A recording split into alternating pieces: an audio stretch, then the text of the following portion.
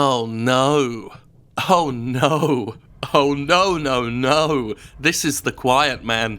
Earlier this year, Square Enix made something of a big deal about this game, showed it off at E3 and everything, and now it's finally out. Square Enix seems to want nothing to do with it. Its name's in there, sure, but this just appeared on storefronts on a random Thursday with no fanfare. And if you're wondering why, well, just watch, because within moments of playing the game, you soon find out why. This is an action game, I guess, interspersed with cutscenes, live action cutscenes. And when I say interspersed, I mean the game is mostly cutscenes. What we're watching here is one of the most consistent blocks of gameplay within The Quiet Man, and it's about 4 minutes long. And what follows is about 10 minutes of cutscene. And that's pretty much the ratio that this game works in. You watch a cutscene, then you'll watch another cutscene, then you'll watch another cutscene, then you'll watch another cutscene, and then you'll get a bit of gameplay for, 3 or 4 minutes, and then it's back to the cutscenes, which might not be so bad if anything made sense. Now, the main character is deaf and seemingly doesn't speak. No, wait, he does speak. Sorry, I'm already tripping up because nothing in this game makes sense. The character can't hear. The problem is, deaf people in real life still understand things that are going on, but this game doesn't seem to know that.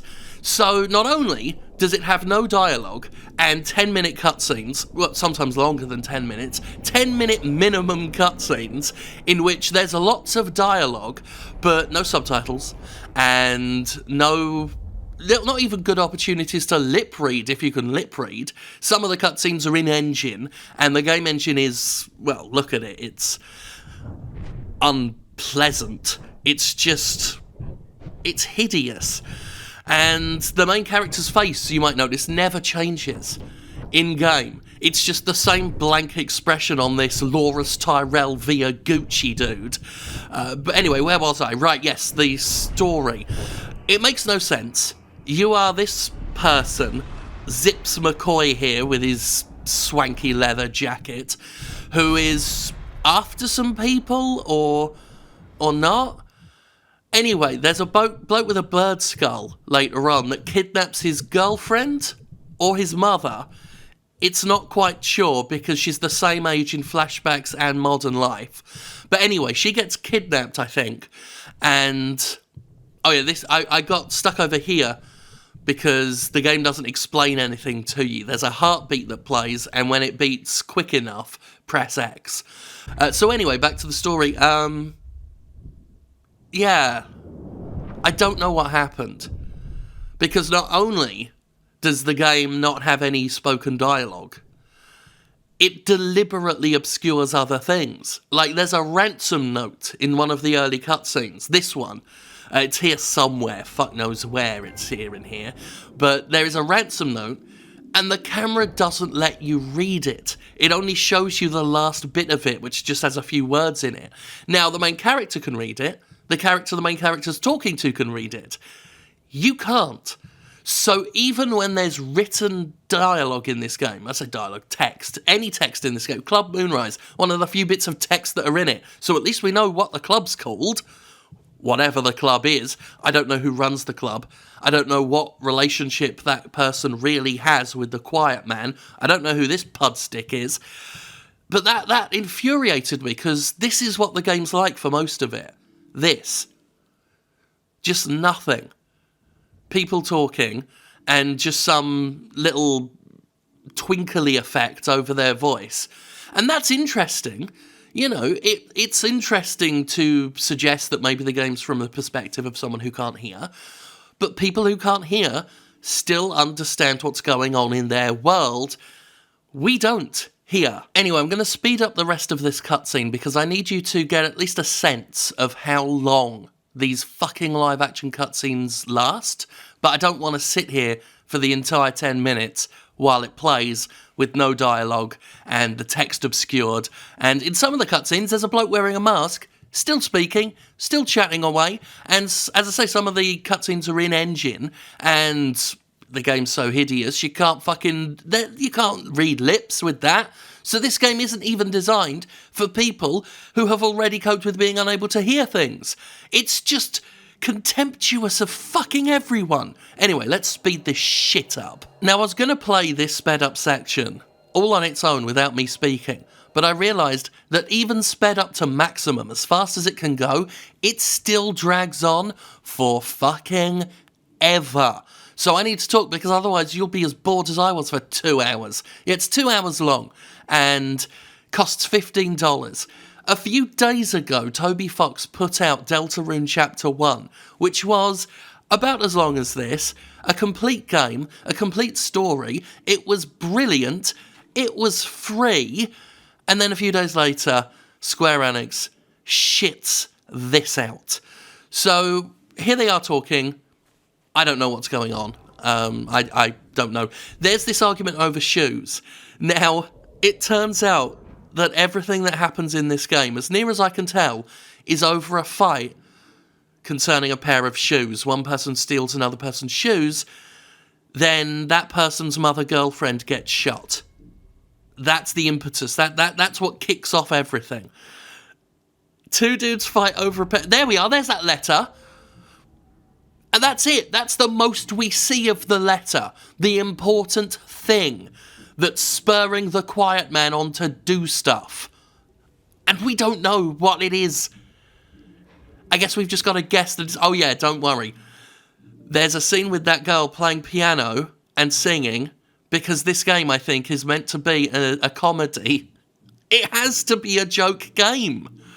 It's gotta be. I spent so much of my time with this wondering, is this a joke game? After that long and dreary cutscene is over, it's back to the action. And by action, I mean, this game's shit. Someone described this game to me as the video game equivalent of The Room. And I think that's fair. Except I understood what was going on in The Room. I understood what was going on in Troll 2. I at least understand what's going on in David Cage's games. This stuff makes David Cage look down to earth and humble, even, because this game is so fucking full of itself. And the fact I don't understand what's going on, I don't think is down to the fact that there's no spoken word. It's down to the fact that it's deliberately fucking obscure and goes out of its way to make itself hard to understand. And maybe it wouldn't be so bad if the cutscenes had things going on in them, but it isn't. It's just people talking, which seems to be a deliberate design choice. In fact, most of the problems with this game aren't the result of glitches and bugs, although there are some. It is deliberate. They made this and thought it was a good idea, or at least a mediocre one, and they're wrong on both counts. So awful. You realise that after that long cutscene, which I've had to speed up for you, this is all we're getting in terms of gameplay. I mean, technically, this is a cutscene again, because all we did was walk around and kickstart a cutscene. And yeah, like I said, I don't think it's because the protagonist is deaf and doesn't talk, we don't hear spoken language, because I've played games with no spoken dialogue. Yes, you may have noticed, we're back to the cutscenes, because this game is some sort of farcical joke. But anyway, I've played games where there's no spoken dialogue. I've played games, I've watched films with no spoken dialogue. Hell, I watched A Quiet Place. I didn't like it very much, but I understood it. You know what's going on with those things. The difference between other games with no spoken dialogue and this is they're sensible. They know how to emote things. Also, you may have noticed that the Quiet Man is fighting basically the same three dudes over and over again. And that's most of the game. Only towards the end does he start fighting a different set of the same three dudes over and over and over again. But yeah, it's the same green-wearing fellas with the same faces and the same character models. This guy was featured very prominently in a cutscene, so he's extra noticeable every time you see this fella with the bandana and the facial hair. Look how bad this is. They've got no transitory animations between certain attacks, so sometimes enemies will be in one place and transport like a foot away to the next bit because they didn't know how to get from one animation to the next. In fact, let's have a look at that now. Oh, and it's a good place to skip to that bit, actually, because here's another fucking cutscene. The Quiet Man can slow down time or do a finisher. Again, I'm not sure. The game doesn't communicate really anything to the player. It gives you little symbols in the pause menu when you press buttons. But I didn't really bother with that because this is how you can win most fights. You back someone into a corner and then just keep pressing attack buttons. And the animations will do the rest. It will put everyone in place, as I said. Won't bother with transitions. But you can back anyone into a corner and just do this over and over and over again until the combat's won. This is like one of the first like proper boss encounters. Just ooh, scary. It's a bloke in a bird skull. But it's a gag. This is the moment I started bursting out laughing when I first started playing it, because look at this. Look at this. That's it. Fight over. That was it for that bit. Fight over. Back to cutscenes. Back to the fucking cutscenes, where they start performing action moves with so much more excitement and so much more going on than the game itself. Because the game was incapable. Oh, he's pulled a different facial. Oh no, he's gone back to his default one. That's most of that character. That's most of Gucci Loris in game. So we're going to move on now to some combat where I actually am holding down the... excuse me. Where I actually am holding down the left trigger. Well, I say hold down. You hold it down temporarily and then you can enter some mode. I don't care. Like, here's the thing. I'm sure someone, can tell you exactly what everything in this game does. I don't fucking care. So yeah, basically it's the same shit brawling action, except I guess it just means you add cutscenes to the fight. So this is me pressing that, and it's supposed to make it all flashier, but again, because the animations are really, they're half-baked at best. Oh yeah, that's a good reminder. Sometimes I found the combat almost impossible to understand because of so much flashing on the screen. It surrounds you with enemies, and when they throw a punch at you, they always have to duck and weave first, so it throws your ability to dodge the attacks off. And sometimes the camera, as you can see, is just going all over the place. The camera doesn't know what the fuck's going on, so how the fuck are you supposed to know what's going on? But I'm trying to dodge attacks, because that's an important part of the game, is, dodging punches and countering them. Here I am doing special moves and the camera just becoming utterly confused. And just, it doesn't know where the action is. And when you're trying to throw punches, it'll throw these live action cutscenes at you in the middle of combat, overlaid. So you really can't tell what the fuck's happening. Why? Why, camera? It is one of the worst games I've ever played. I'll straight up say that now, without hyperbole. If you're expected to see this on the year-end honours for the shittiest games of 2018, let me just straight up say it's on the list. It's in that list, and it will be talked about at the end of the year when I do that. So that was, again, one of the most substantial pieces of combat there, in that it lasted more than 2 minutes. And I think it's back onto cutscenes, but we'll skip that. Here's someone playing some piano. We'll have a piano interlude.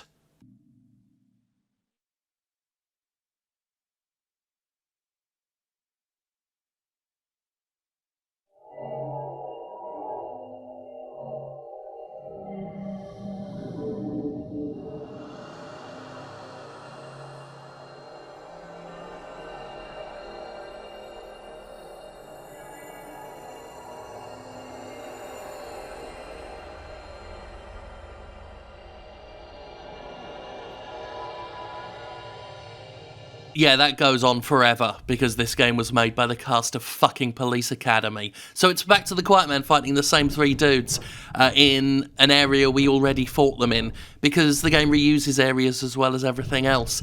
And again, I wish I could convey to you how bad this feels to play, how visually overwhelming it can be. Not because there's so much detail, there's so much to take in, but because the camera shakes constantly, because things just flash up on the screen, because you're too busy laughing. The controls don't really work as well as they should. It feels a little bit unresponsive. Everything that could go wrong with a game has gone wrong with The Quiet Man. And what I'm going to do now, and I don't normally do this, but I don't think anybody should play this at all, is I'm going to try and explain the ending to you. I'm going to do my best to explain the ending to you. This has been a hell of a thing to edit, because it's difficult to show you just how unbalanced the cutscene to gameplay ratio is, just how utterly pointless the cutscenes are, for as many of them as there are, and just how god-awful and full of itself, just up its own arse this game is. That's the worst part. Not only is it stupid and just a bad idea, it thinks it's brilliant and the best idea anyone's ever had. I've never seen a game so fucking smug and so undeserving of its smugness. The Quiet Man is despicable, not only for being a terrible, laughable, pitiable game, but for somehow thinking this whole time it's clever high art. This is the aftermath of an argument over a pair of shoes. So the Quiet Man has a friend who's a cop. It might be his dad, I'm not sure. We'll find out next week when they patch the voices in. So he's got his friend, dad, cop, and he's helping him, I think. And when the Quiet Man was a kid, he was also abused, and also drew this picture of a black bird-headed creature, and goes to his friend's house, might be his friend, might be his boss, I think they're friends, finds the bird skull of the man who kidnapped his mother/girlfriend, and he's upset about that, and there's a dress in there as well. And the dress has blood on it because his mother/girlfriend was shot accidentally when two men were arguing over a pair of shoes.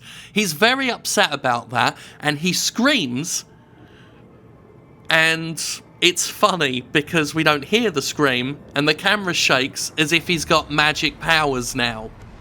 And then you think that's funny, but later on, he does get magic powers.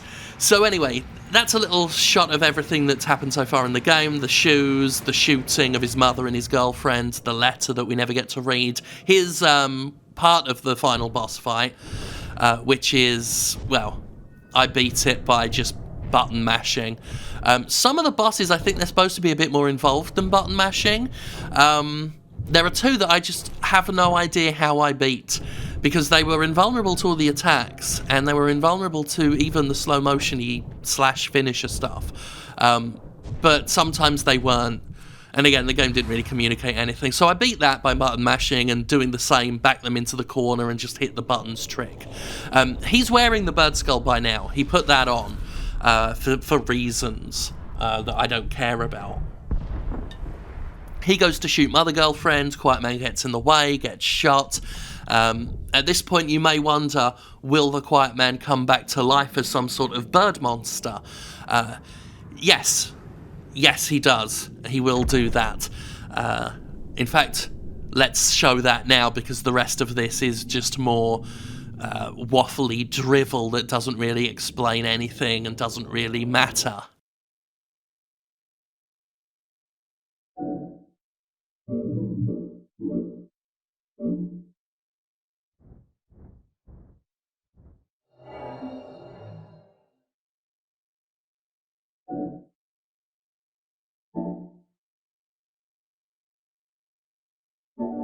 So after that bit of touching dialogue in which there's no dialogue, it's back to the present day? Or was that a hallucination or a fever dream?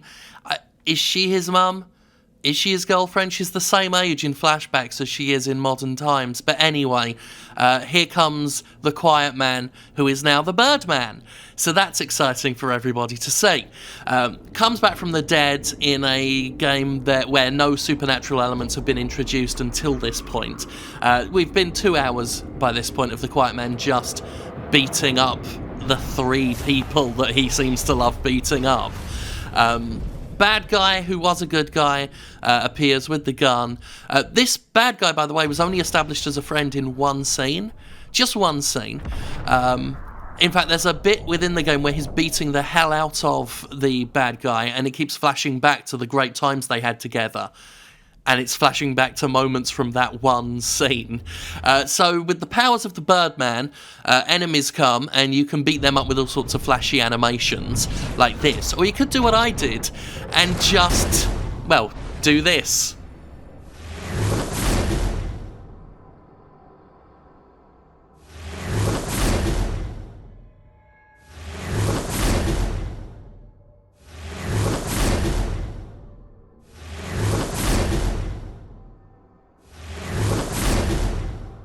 Okay, let's speed things up a bit. So, you go back to fighting the man who betrayed, the friend who betrayed. And I've got to keep pointing that out because it turns out in this game that everyone ends up betraying everyone. So you kick him over and over and over again if you do what I did, because I found it funny. You beat up the friend who betrayed with flashbacks to the only other one scene they fucking had together. Very emotional. The cop dad was dead. He got shot, I forgot to mention that. But anyway, it turns out he's not really dead. Eyes open. What a surprise. Turns out that, mother girlfriend takes off the mask, has a flashback where she's the same age, kisses him. It turns out the dad is also, the dad cop friend, who might just be a friend, he was the one who betrayed as well. He has a conversation wearing the mask so you can't lip read. You beat the hell out of him using the same button mashing dreadfulness. He falls over. Quiet man. He falls over. And then the mother girl, ageless siren wakes him up. And then the game thinks it's earned the right to have a song for the end credits. Can I even begin to comprehend what you must have been through? The answer is no. No one can comprehend what I've just fucking been through. Anyway, this all brings us to the final insult. The final insult. This is the post-credit sequence, and you can actually hear things, nothing's all muffled anymore, because this is a teaser for an upcoming patch that adds dialogue to the game, but only as a New Game Plus reward. Perhaps the truth still lies unsung, waiting to be finally understood. They're basically saying, you'll get what's going on when we add voices to it, and you get a buzzing on the phone with, I think that's Cop Dad Friend, who maybe survived, or maybe this is another flashback to be answered. Basically, we'll tell you what's going on 6 days, 14 hours, and, you know, from wherever you played it, it's just a countdown. Because their non-spoken words mystery game has to be completely undermined with spoken words, because their entire premise was fucked from the start, because they weren't good enough to pull it off, they weren't clever enough to be clever, and it's just it's a bad game. It's a very bad game, and I wish I could adequately help you comprehend what I must have been through. It's 2 hours and change of gibberish, of utter nonsense, and this 20-something minute video is nowhere near enough to adequately convey to you what a miserable, exhausting time this game is. Watch someone else play it. Don't play it for yourself. It's not a game that's funny to play in its awfulness. It's only funny to watch. It's funny to watch the animations that aren't good enough to handle the combat. The facial expressions that never change and just seem painted on the terrible 3D models. The long, long cutscenes that have no sound. Well, they're just muffled sound. The Quiet Man is shit. It's pure, unfettered shit. And it dares to think it's good. It thinks it's clever. And it's not. It's stupid. This game is fucking stupid.